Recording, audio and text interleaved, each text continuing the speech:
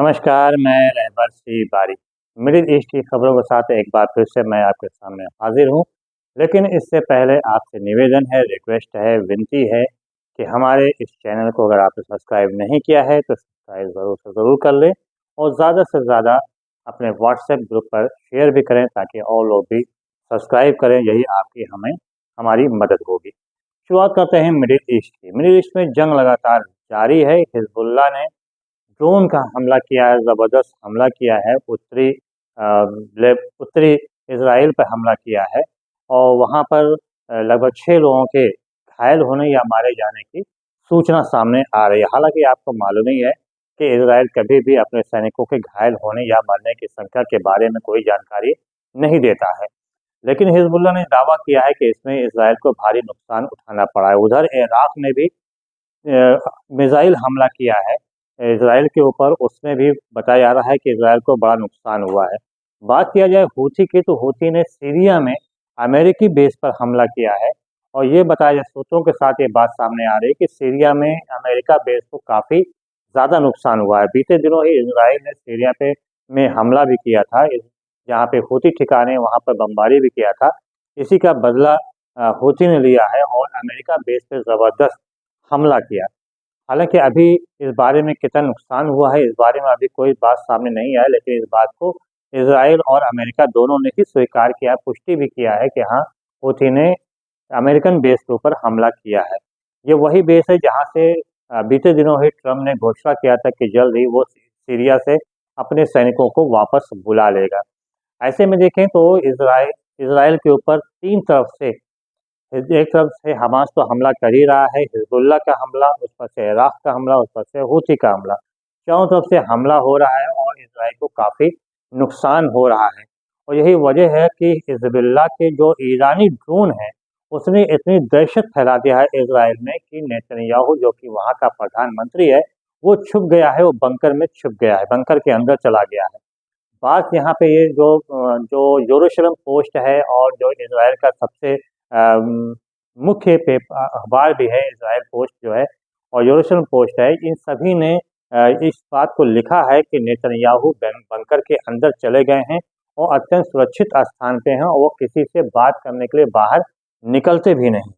यहाँ तक कि जितने भी मीटिंग कर रहे हैं वो भी बंकर के अंदर ही कर रहे हैं। इससे आप खुद ही अंदाज़ा लगा लीजिए कि नेतन्याहू ईरानी ड्रोन से कितना डरा हुआ है, कितना सहमा हुआ है। ये ड्रोन तो अभी हिजबुल्लाह की तरफ से छोड़ा जा रहा है, ईरान की तरफ से ये ड्रोन नहीं छोड़ा जा रहा। वहीं जैसा कि आपको पता ही है कि इज़राइल के पास सिर्फ बेगुनाहों को मारने के अलावा और कुछ नहीं है।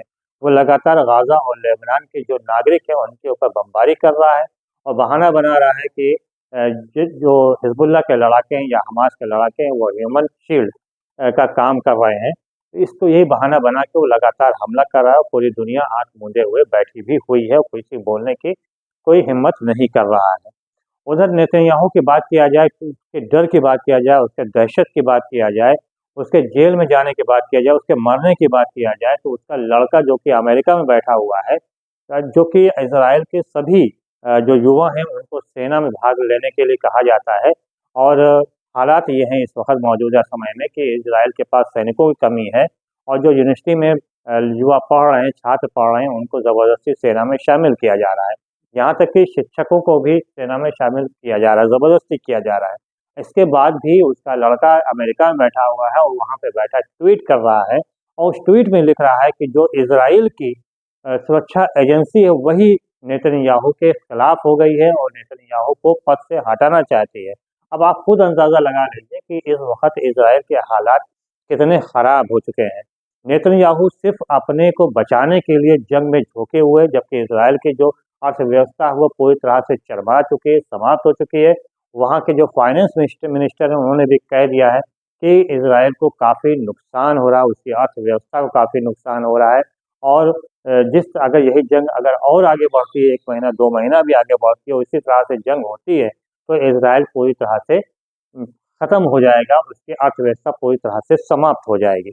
लेकिन इसके बाद भी नेतन्याहू जंग लगातार लड़ रहा है, जंग लगातार कर भी रहा है और कहीं से भी सीज़ फायर होने की संभावना भी नज़र नहीं आ रही। उसकी सबसे बड़ी वजह है कि नेतन्याहू को कोर्ट में हाजिर होना है और नेतन्याहू ये बहाना बना के बैठा हुआ है कि अभी चूंकि लेबनान से जंग चल रही है इसलिए वो कोर्ट में पेश नहीं हो सकता है।